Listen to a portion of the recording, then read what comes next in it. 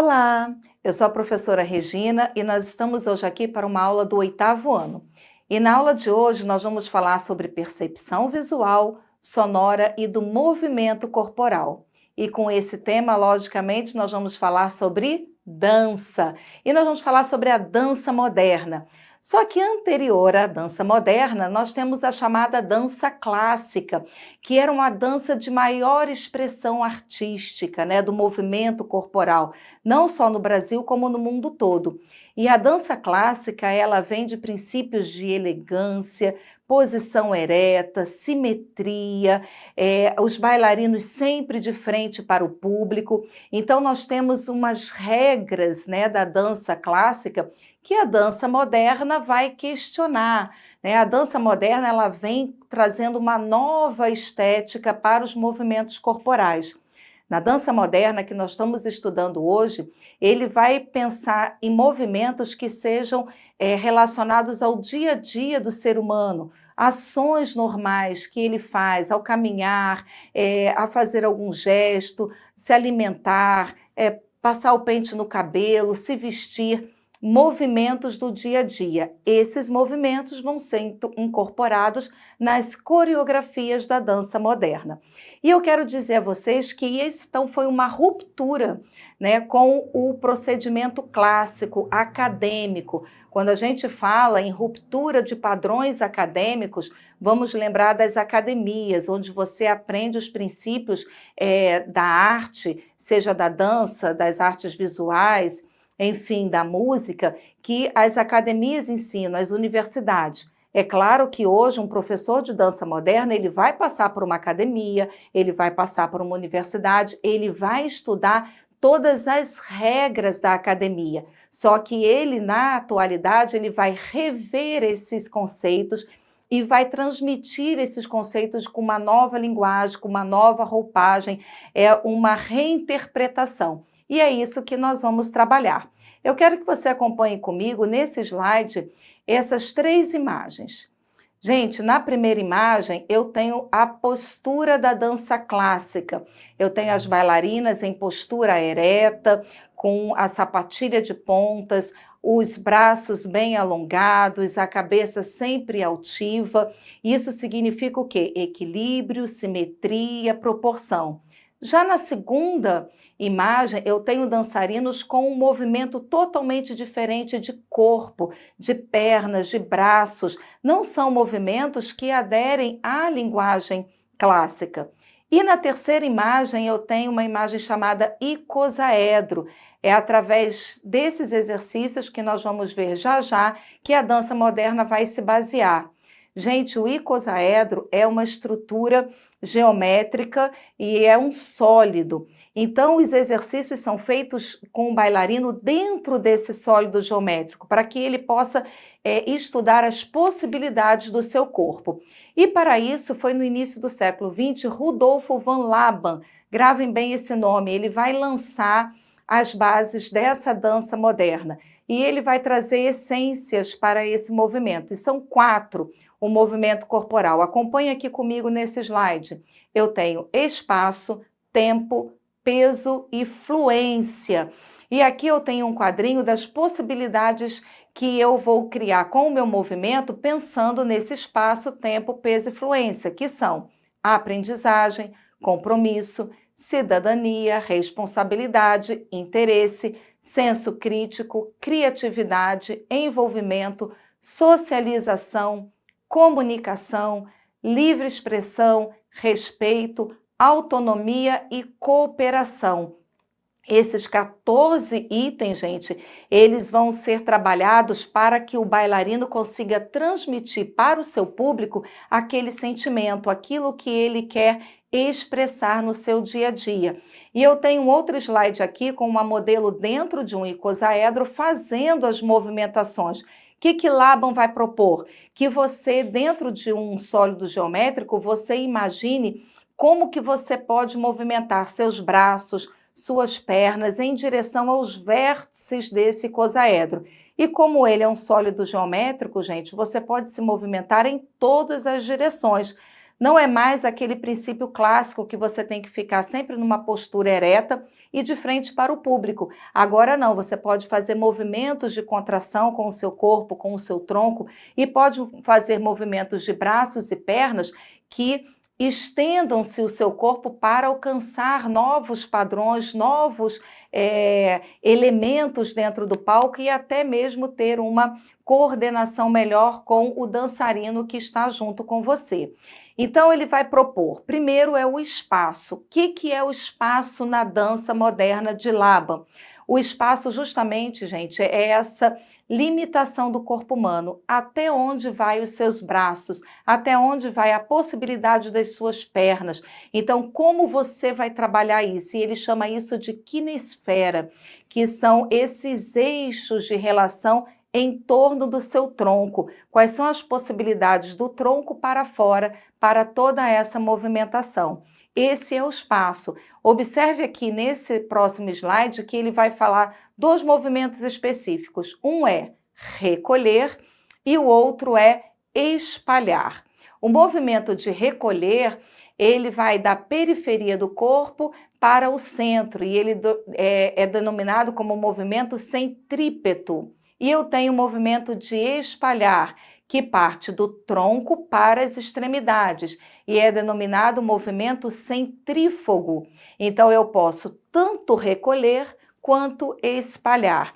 Na dança clássica, eu não tinha isso. A postura era sempre linear, coluna sempre ereta, sempre uma postura elegante de frente para o público. Agora não, eu posso me movimentar em todas as direções, em todo o palco, ao redor do meu próprio tronco. Então eu posso ficar de costas para o público, posso ficar de lado, não preciso mais ficar apenas de frente.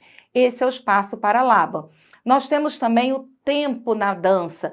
E o tempo, gente, é caracterizado pelo movimento, o rápido, o lento, o médio. Então, o bailarino, ele tem que estar pensando como ele vai se movimentar, como é que é o tempo na música que ele está ouvindo. E ele vai trabalhar esse tempo também mudando a agilidade do seu movimento, para rápido ou para lento.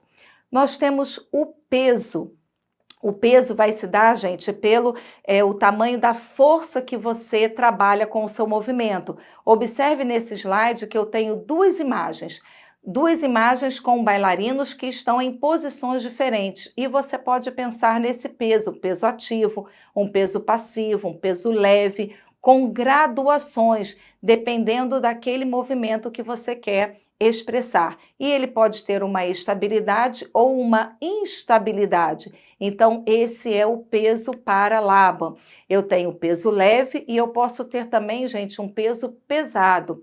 O leve seria como se fossem as bailarinas do clássico, na ponta dos pés, sempre movimentos suaves, que dá a sensação da leveza, ou como ele trabalha o movimento corporal da atualidade, que eu comentei com vocês, que é o seu dia a dia, eu posso fazer um movimento, por exemplo, de um carinho no rosto de alguém. Então, esse movimento é leve, eu não vou bater, eu vou apenas acariciar. E eu posso ter aquele peso que significa com mais força, que é o peso pesado, como se eu desse um soco em algum lugar, como se eu estivesse martelando algum objeto, ou de repente imitando um elefante andando. Então, o peso, ele vai determinar essa questão da força. E quem vai estar assistindo, o público que está assistindo, ele vai entender essa intenção do artista.